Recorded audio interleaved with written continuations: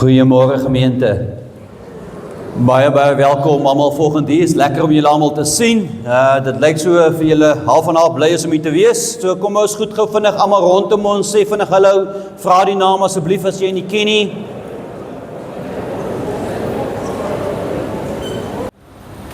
God, niemand kan sonder u goedheid leef nie. U pas almal op wat by u kom wegkruip.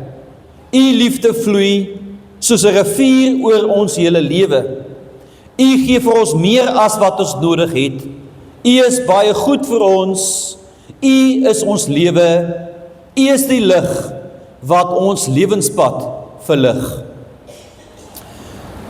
Gemeente, genade, barmhartigheid en vrede vir julle van God ons Vader, van ons Here Jesus Christus, deur die werking van die Heilige Gees.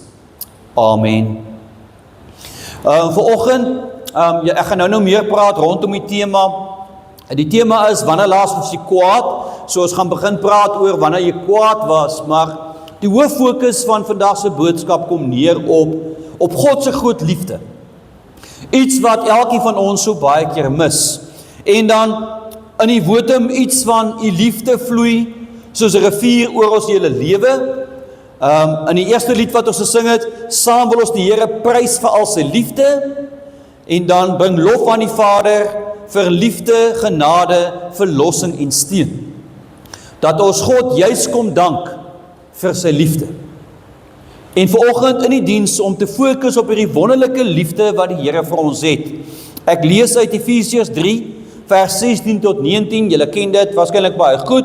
Daar staan: Ek bid dat hy deur sy Gees uit die rykdom van sy heiligheid aan julle die krag sal gee om innerlik sterk te word, dat Christus deur die geloof in julle harte sal woon, en dat julle in die liefde gewortel en gegrondves sal wees. Mag julle in staat wees om saam met al die gelowiges te begryp hoe wyd en ver en hoog en diep die liefde van Christus strek.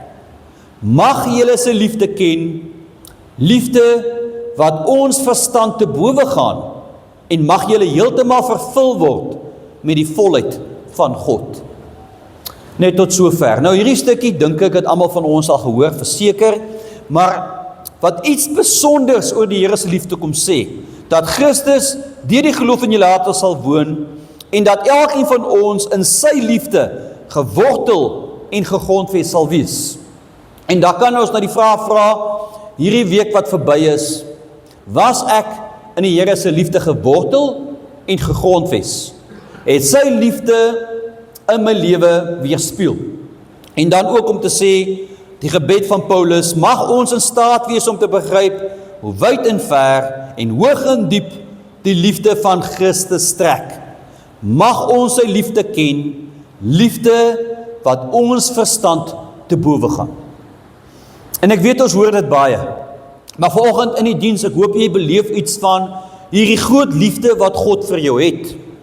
En ja, ons verdien dit dalk nie altyd nie, ons leef nie altyd so goed soos ons kan, leef nie, ons maak foute, ons doen sonde, maar dat God se liefde oneindig groot is vir elkeen van ons. En mag jy iets vanoggend van dit beleef in die diens, deur die liedjies wat gesing word, deur die tekste wat gelees word, deur die boodskap wat gebring word, mag jy ietsie kleins van God se liefde vandag snap. Want hy is oneindig lief vir elkeen van ons. En mag ons hierdie liefde van hom beleef, nommer 1, en mag ons dit gaan leef in die wêreld daar buite. Mag almal hierdie week sien dat ons God se liefde in ons hart beleef. Ek gaan vra dat ons sal stil word vir so 1 minuut. Ek wil graag hê, dink 'n bietjie oor God se liefde vir jou, en dan ook dat hierdie liefde deur jou sal vloei na die wêreld buite jou. En vra die Heilige Gees om jou te help, dat jy hierdie week God se liefde veral na buite sal leef. So kom ons raak stil vir so 1 minuut.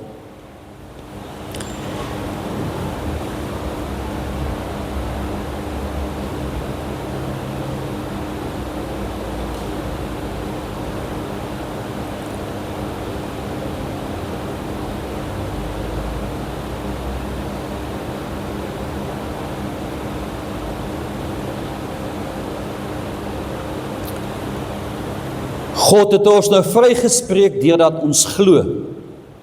Daarom is daar nou vrede tussen ons en God, deur ons, Here Jesus Christus. Amen. Liewe Hemelse Vader, ons kom dankie dat ons vandag voor U kan stil wees, vir die voorreg om te kan saam wees, om in die huis te kan wees, om na U woord te kan luister, om U te kan loof en te kan prys, en om vandag iets van U kosbare liefde te beleef, waar ons, Here, al hierdie liedere gesing het, wat die fokus op die liefde plaas. Kom bid ons Heer vandag, mag U Gees in ons harte werk, dat ons werklik iets vandag van U wonderlike liefde sal beleef. Here, ons vra asseblief, Here, mag U Gees in ons werk, dat ons die boodskap sal ontvang, en dat ons regtig vandag sal hoor, wat U vir elkeen van ons ook wil sê. Ons bid dit, Heer, in U naam alleen. Amen. Miskien van julle het hom al gehoor van die man sit in die sitkamer op die bank, lekker, en sy vrou kom van agteraf, en sy vrou gee hom 'n sitte van 'n klapie agter die kop. En hy sien dadelik sy vrou is kwaad. En hy sê, my skat, wat is fout? Sy sê, nee, ek het 'n papiertjie in jou sak gekry, daar's 'n naam, Mary Louise, op die papiertjie. Die man sê, nee, my skat, man, jy moenie worry nie, dis 'n perd waarop ek die week gewet het. Moenie bekommerd wees nie. Volgende oggend kom die vrou weer verby hom, maar die keer klap sy hom amper van die bank af, en toe sy nou regtig kwaad. Hy sê, hoekom is jy nou vandag kwaad? Sy sê, jou perd het gebel. So, ek dink daar's baie wat kwaai is, maar minder wat kwaaier is as 'n vrou wat kwaai is. So, ek dink almal van ons ken dit goed. So, die vraag vir oggend om te begin, wanneer laas was jy kwaad? So, as ek na die gesigte kyk, ek dink baie van ons kan net so ver trek soos vir oggend, nee. Ek dink van ons was dan meestal vir oggend al kwaad vir iets wat nie lekker loop nie, of mense wat te stadig ry, of kinders wat te lank vat. Jy weet, ons raak maar vinnig kwaad oor verskillende dinge. So jy kan 'n bietjie dink aan die week, waarvoor het jy kwaad geword? Is dit jou familie, kinders, ouers, kleinkinders, verkeer, mense wat laat is vir afsprake? Wat het jou die week kwaad gemaak? Ek het, die ene is nou nie, maar ek dink dit klink na 'n ware verhaal van die man wat by die til kom by die supermark, en hy het 'n groot bos blomme en 'n groot bottel wyn. En toe by die til kom, sê hy vir hulle, wag net gou, en hy's weg. Hy kom toe terug met nog 'n groot bos blomme en nog 'n groot bottel wyn. En die persoon by die til vra vir hom, jong, het jy 2 vrouens? Hy sê, nee, net een, baie kwaai een. Sodat jy blomme en wyn verseker nodig. So, ons praat vanoggend oor ons wat baie keer kwaad word, ons wat baie keer ongelukkig word, en daar's verskillende dinge wat ons kwaad maak, verskillende dinge wat ons ongelukkig maak. Maar nou vanoggend se klem val, veral as dit gaan rondom God se liefde. Wanneer laas was ek en jy kwaad vir die Here? Kom ek sê dit anders, wanneer laas was ons ongelukkig met die Here? Weet, dinge het nie gebeur soos jy dit wil hê nie. En dan met mense wat jy weet wat nie die Here lief het nie, wat nie kerk toe gaan nie, wat nie die Here dien nie, met daai mense gaan dit baie goed. Maar jy wat jou bes probeer, dit gaan sleg. Daar's nie geld nie, nie die duurste karre nie, nie die mooiste huise nie. En dan raak 'n ou half verontreg. Jy is ongelukkig want jy voel dadelik maar, jy weet wat, die Here het my nie so lief soos die ander het. Want hoekom kan ek nie dieselfde kry as wat ander kry nie? Nou hierdie is iets wat in die Ou Testament baie voorkom. Dat jy sien dat daar 'n ongelukkigheid is, dat dit goed gaan met die sondige mense. By die goddelose mense gaan dit goed, maar die mense wat die Here dien, met hulle gaan dit nie dieselfde nie. En dan is daar 'n ding van, is die Here dan liewer vir hulle as vir my? Maar ek voel, ek verdien die Here se liefde mos meer as die ander. As jy nou dink aan 'n ou wat die kerk toe gaan nie, ou wat vloek en skel, wat mense met geld bedrieg, daar gaan dit baie goed, en dan sê jy vir jouself, maar hoe is dit moontlik? Hoekom is die Here so goed vir daai persoon, maar kyk, hoe gaan dit met my?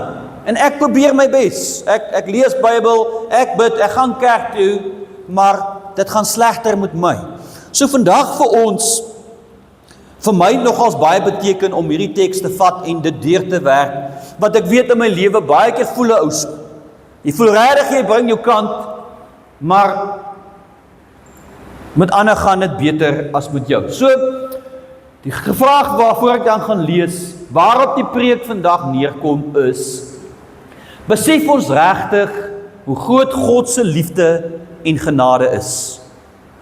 En ek weet die antwoord is eintlik maar nee. Ek dink nie ons kan dit ooit regtig verstaan nie, ons kan nooit dit heeltemal omgryp nie, maar vanoggend dat jy iets sal besef hoe groot God se liefde vir ons is. So kom ons lees die teks, julle gaan sien as ek die teks lees, gaan oor Jona, en dan sien ons dat Jona raak kwaad. Jona is verontreg, want Jona voel, God is lief vir hulle, maar kyk hoe gaan dit met my. So kom ek lees saam die teks vir julle, dis 11 versies, ek kan nou ongelukkig nou nie gesny het nie, so kom ek lees vir ons uit Jona 4. Hieroor was Jona baie ontevrede, en hy het baie kwaad geword. Hy het tot die Here gebid en gesê, ag Here, ek het dit geweet toe ek nog in my land was. Daarom het ek reg in die begin na Tarsus toe gevlug. Ek het geweet U is 'n genadige en barmhartige God, lankmoedig en vol liefde. U sien maklik af van die straf wat U aangekondig het. Laat ek nou maar sterf, Here, want dit is my beter om te sterf as om te lewe. Toe vra die Here vir hom, het jy rede om kwaad te word? Jona is uit die stad uit, hy het oos van die stad gaan sit en vir hom 'n skerm gebou. Hy het daaronder in die skaduwee gaan sit om te sien wat in die stad gebeur. Toe laat die Here God 'n komkommerplant opkom, en dit het bo oor Jona gerank om skaduwee te gee vir sy kop en om hom van sy misnoë te bevry. Jona was baie bly oor die komkommerplant. Die volgende môre met dagbreek laat God toe 'n wurm kom, en dit het aan die komkommerplant gevreet sodat dit verdroog het. Toe die son opkom, het God 'n skroeiende sterk wind uit die ooste laat waai. Die son het vir Jona op sy kop gesteek en hy het baie swak geword en gewens om maar liewer te sterf. Hy het gesê, dit is vir my beter om te sterf as om te lewe. Toe vra God vir Jona, het jy rede om kwaad te word oor die komkommerplant? En Jona antwoord, ek het rede genoeg, ek is besig om te sterf. Die Here het vir Jona gesê, jy is besorg oor die komkommerplant waarvoor jy nie gewerk het nie en wat jy nie versorg het nie. Dit het oornag opgekom en oornag is dit dood. Maar ek mag nie besorg wees oor die groot stad Ninive nie. 'n stad waarin daar meer as 120.000 mense is en wat nie weet wat reg of verkeerd is nie, en ook nog baie diere. Net tot sover. So, ek dink almal van julle het al hierdie verhaal gelees. Bekende verhaal, ons ken dit baie goed, maar ek moet sê, in my jonger dae, het ek nie hierdie verhaal verstaan. Ek dink in die verlede het ek my baie by Jona geplaas. Ek het geassosieer met hom, want dis hierdie klomp sondige mense, wat gewelddadige mense was, wat baie misdaad gepleeg het, wat nie God gehoorsaam het nie.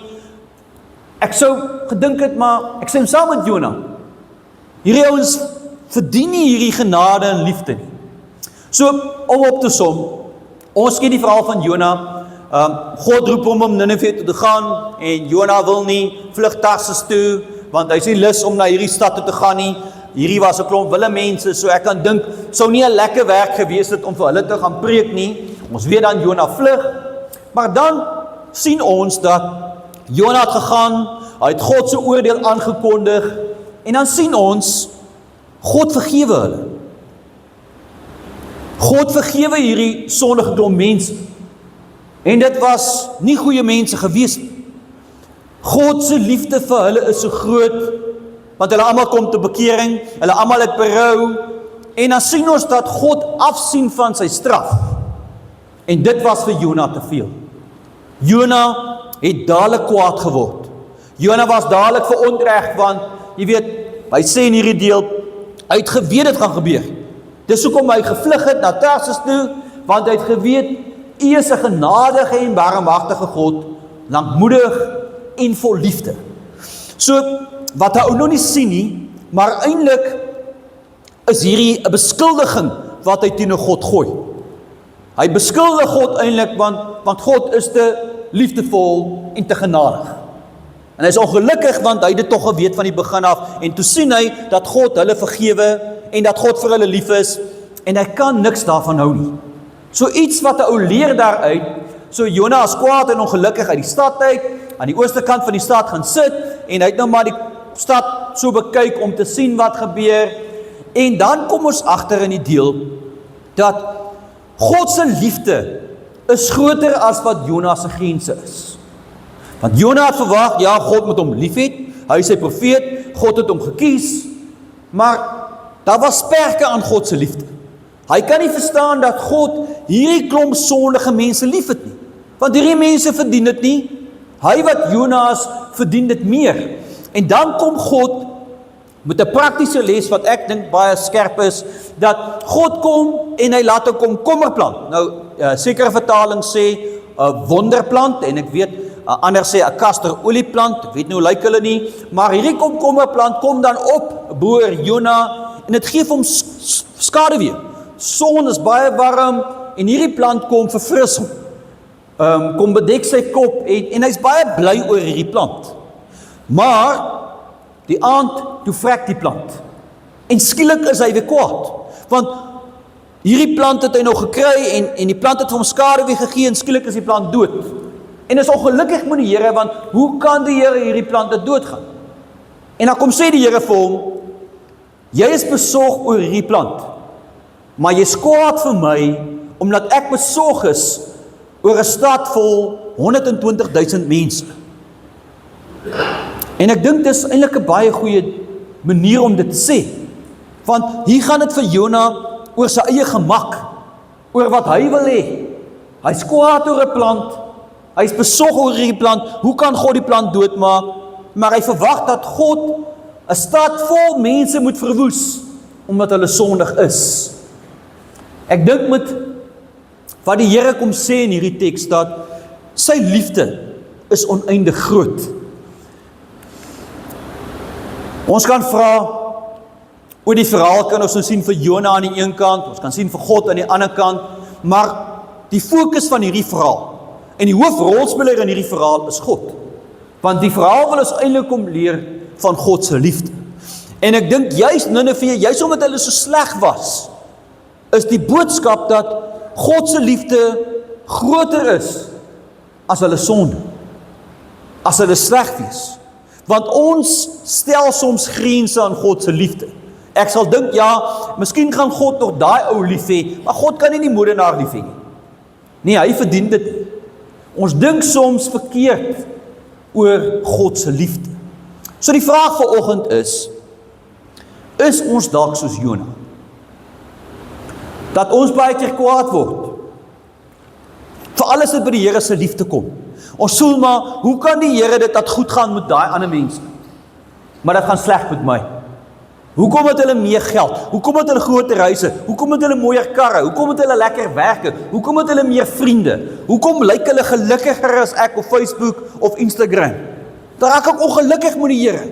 Dis nie regverdig nie. Want ek voel, ek verdien eintlik sy liefde meer as hulle. Want kyk net, hoe engeltjie is ek. Jy weet, ek doen al die mooi dingetjies en doen al die regte dinge. Dan voel dit vir my, maar dis nie regverdig. Ons voel, ons verdien die Here se liefde meer. Nou, hierdie stukkie vir my mooi. Jy weet, ons eis baie maklik God se liefde. Maar ons gun dit min verander. Jy het al agtergekom.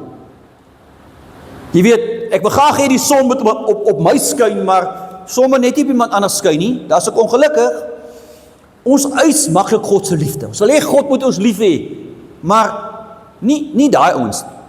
Hulle verdien dit nie. Ek verdien dit meer. Ons wil God se liefde geniet, maar ons wil dit nie deel nie. Het ons dit al agtergekom? Baie keer kom ek agter dat, jy weet, ons sê ons oordeel nie, maar in 'n sin, kyk ons na sekere mense, en ons voel maar, hy verdien nie God se liefde nie. Ek verdien dit. En nou laat God dit goed gaan met hulle, en dan voel ek maar, hoe is dit regverdig? Ek voel verontreg, ek voel ongelukkig, dieselfde as Jona. En dan kom God met die boodskap dat, hy is besorg oor elke kind van hom. God is lief vir elke kind van hom. Nie net vir my en jou wat kerk toe kom, wat Bybel lees, wat bid nie. God is lief vir elkeen. En dis die boodskap wat ons uit hierdie deel moet haal.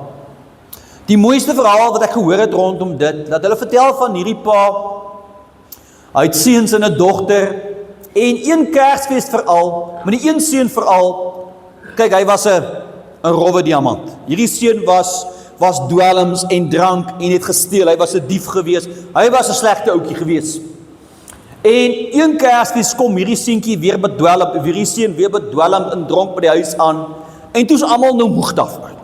Sy broer sê vir sy pa moet nou hierdie seun uit die huis uitgooi, dis toch genoeg. En die dogter sê, pa moet hierdie seun uit die huis uitgooi, dis toch genoeg. En die pa het na sy seun toe gegaan, en hy sê vir sy seun, jou broer sê, ek moet jou die huis uitgooi. Jou suster sê, ek moet jou die huis uitgooi. Maar my seun, ek sal jou nooit uit die huis uitgooi nie, want ek is lief vir jou.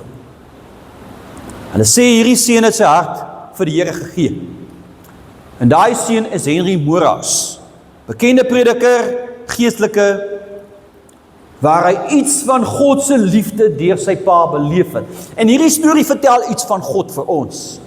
Jy weet, as menslik gesproke, sal ons sê, nie maar God moet hierdie mense afskryf. Maar kyk hoe is hulle. Maar God doen dit nie.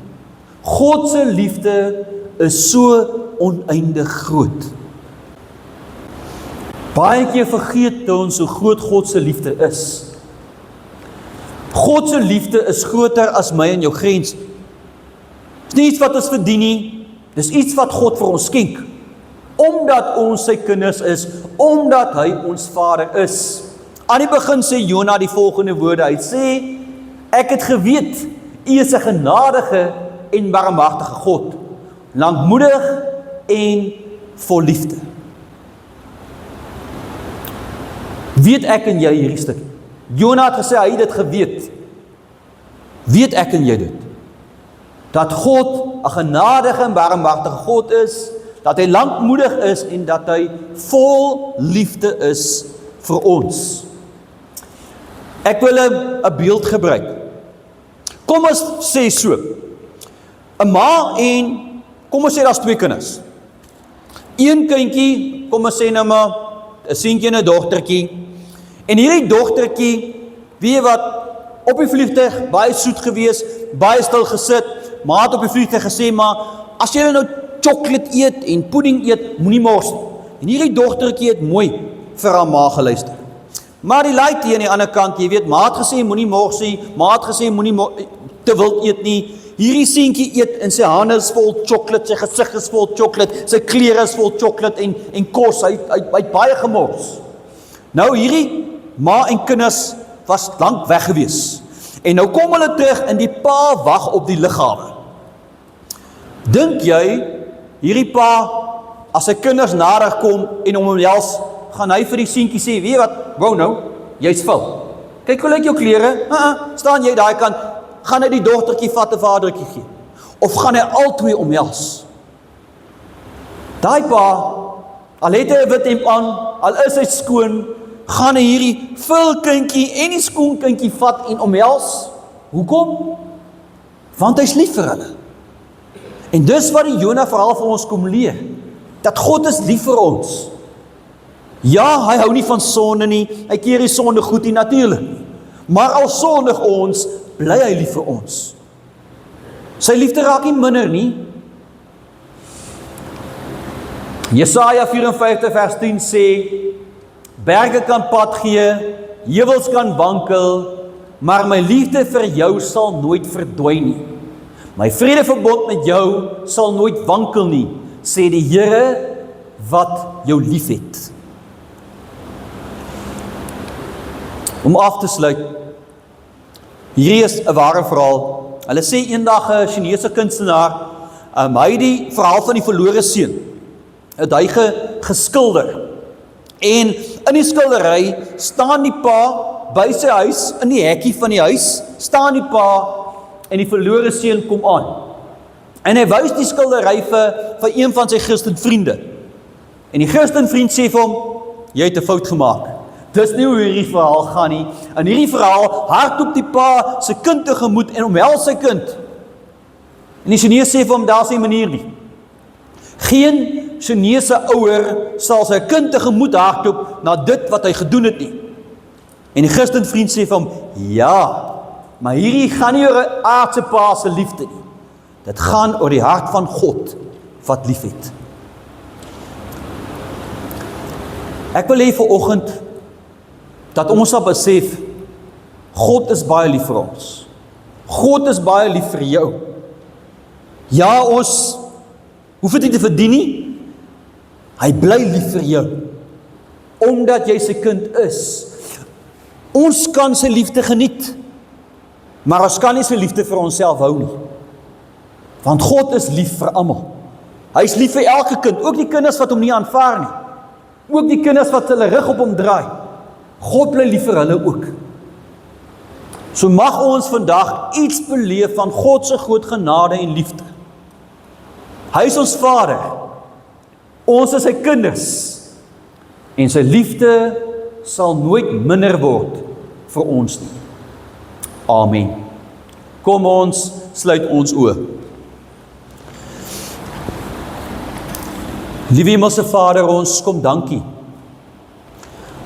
dat ons vandag na u woord kon luister. Here, dat ons iets van die liefde vandag kan hoor.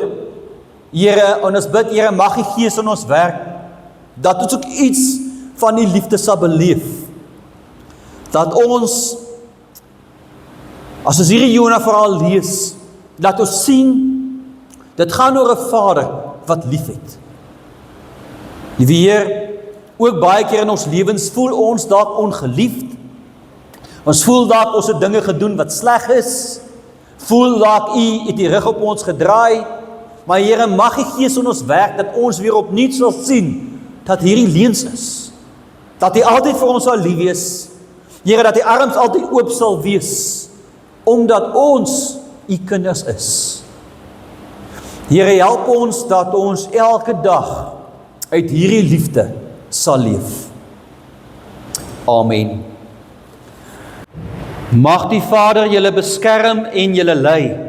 Mag die Here Jesus in sy liefde en genade binne julle leef. En mag die Heilige Gees julle inspireer tot diens aan God, aan julle medemens en ook aan mekaar. Amen.